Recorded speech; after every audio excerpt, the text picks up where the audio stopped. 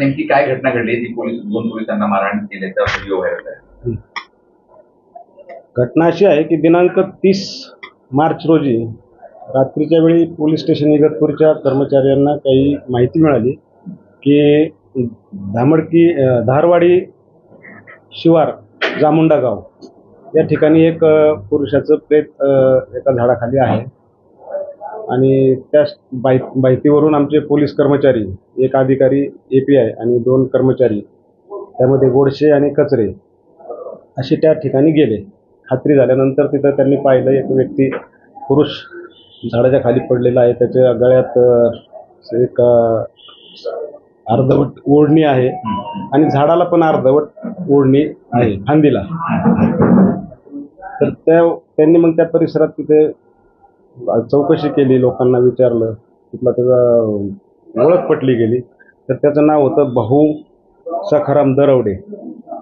तर त्या व्यक्तीला ओळखल्यानंतर तिथे त्यांचे वडील, आई त्यांना बोलवण्यात आलं होतं आणि त्यांच्या समक्ष मग तिथं फोटोग्राफ्स वगैरे घेतले त्या बॉडीचे वगैरे. आणि रात्रीची वेळ होती 10-10:30 म्हणून तिथे रात्री काही ठेवणं योग्य नव्हतं, म्हणून त्यांनी ॲम्ब्युलन्स कॉल केली आणि ॲम्ब्युलन्समधून ती बॉडी रुरल हॉस्पिटल इगतपुरीला ते रात्री घेऊन आले. सोबत त्यांचे नातेवाईक म्हणजे आई वडील पण होते. यानंतर ही रात्रीची गोष्ट झाली.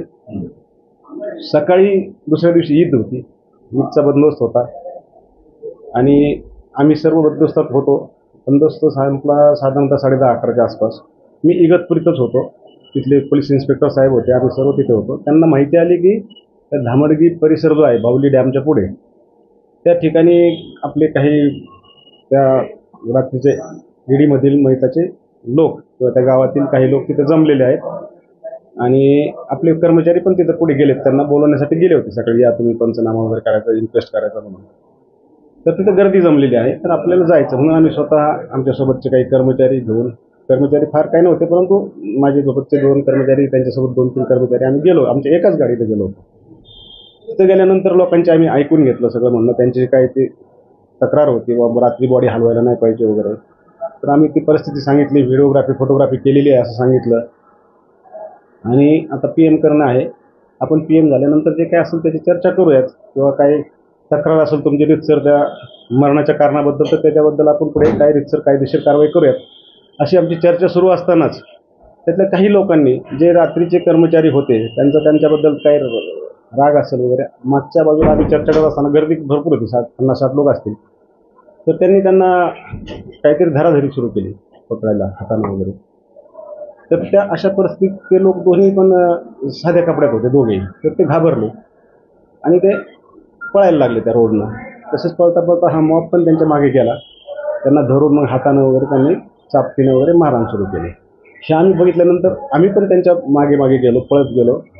त्यातला एक कर्मचारी पुढे तसाच रोडनं पळून गेला पुढे आणि एक मात्र जे त्याला ASI जाधव होते, त्यांना ते ॲक्च्युली मारत होते, त्यांना आम्ही ताब्यात घेतला.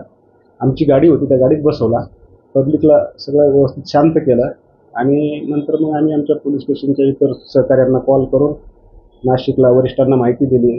नंतर जो काय ॲडिशनल फोर्स मागवायचा तो फोन करून मागवला. परंतु नंतर ते लोक काही आमच्याबद्दल, इतर पोलिसांबद्दल त्यांचा कुठे असा काही रोष नव्हता. पण ते रात्रीचे 2 पोलीस जे होते त्यांनी ती बॉडी हलवल्याचा त्यांना थोडा राग होता. इतर नातेवाईकांना तिथे येऊ दिलं नाही, फक्त आईवडीलच आले होते आणि त्याच दोघांच्या याच्यावर त्यांनी बॉडी शिफ्ट करायला नको होती, हा त्यांचा मेन रोष होता. आणि त्या रोषापोटी त्यांनी त्या दोघांना तिथं मारहाण केली होती. बाकी त्याच्यात वेगळा असा कुठला कायदा सुव्यवस्थेचा प्रश्न नव्हता किंवा काही पोलिसांच्याबद्दल राग असतो तर इतर पोलिसांनाही त्यांनी काही, आमच्यासारखे आम्ही तिथे उभे होतो, आमचे काही कर्मचारी होते, आम्हाला कोणालाही त्यांनी काही नव्हतं आमच्यासोबत. तर ते नंतर सर्व आम्ही त्यांच्या तक्रारी ऐकून घेतल्या. सर त्यांची जी काही शंका होत्या त्या शंकाप्रमाणे त्यांचे जे काही कारणं असतील त्याचं समाधान केलं. वरिष्ठ अधिकारी परत आले आणि त्यानंतर त्या प्रकरणामध्ये अकस्मात मृत्यू दाखल करण्यात आला संध्याकाळी.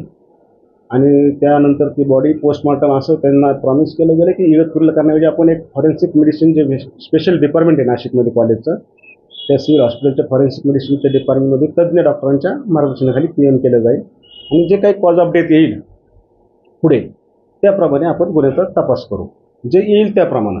त्यामध्ये मरणाचं कारण समजा होमिसायडल म्हणजे दुसऱ्यानं त्याला मारून कोणी मारला असेल तसं आलं किंवा सुसायडल स्वतः आत्महत्या केली असेल असं आलं तर त्याप्रमाणे तपास होईल असं त्यांना सांगितल्यामुळं त्या दिवशी ती ED दाखल झालेली आहे. आणि पॅरलली ज्या पोलीस कर्मचाऱ्यांना त्या लोकांनी मारहाण केली त्या 2 पोलीसपैकी एका पोलीस कर्मचाऱ्याची फिर्याद घेऊन आम्ही त्यांच्या जवळजवळ 37 नावानिशी म्हणजे ओळख पटवलेल्या नावानिशी आणि इतर 50 ते 60 अशा लोकांच्या विरुद्ध त्याच दिवशी रात्री गुन्हा दाखल केलेला आहे. सध्या तो गुन्हा पण आमचा तपासावर आहे. कोणाला अटक केली त्या प्रकरणात? नाही, अजून सध्या तरी अटक केलेली नाही. मी अटकेची प्रोसिजर आता सुरू करणार आहोत. म्हणजे पुढची जी काही कायदेशीर प्रोसिजर त्यांना सुरू करत आहोत.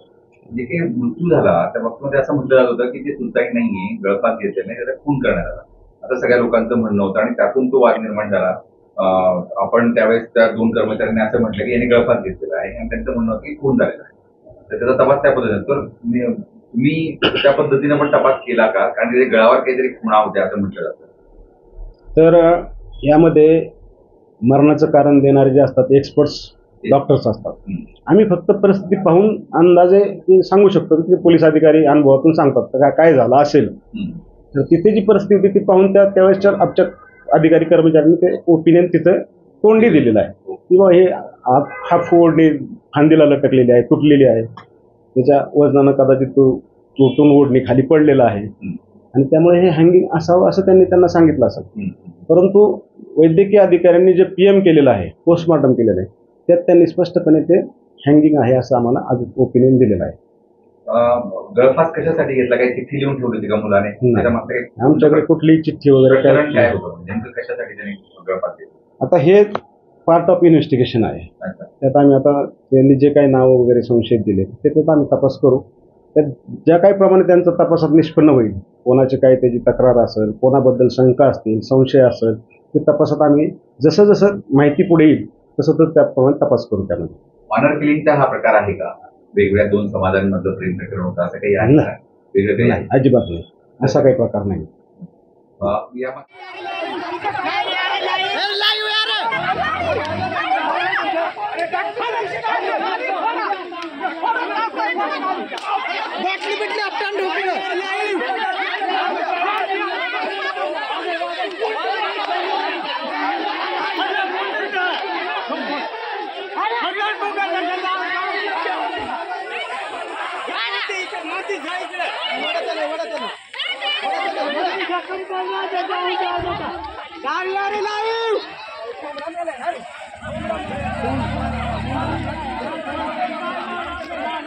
चांगली गाणं फाटल्या.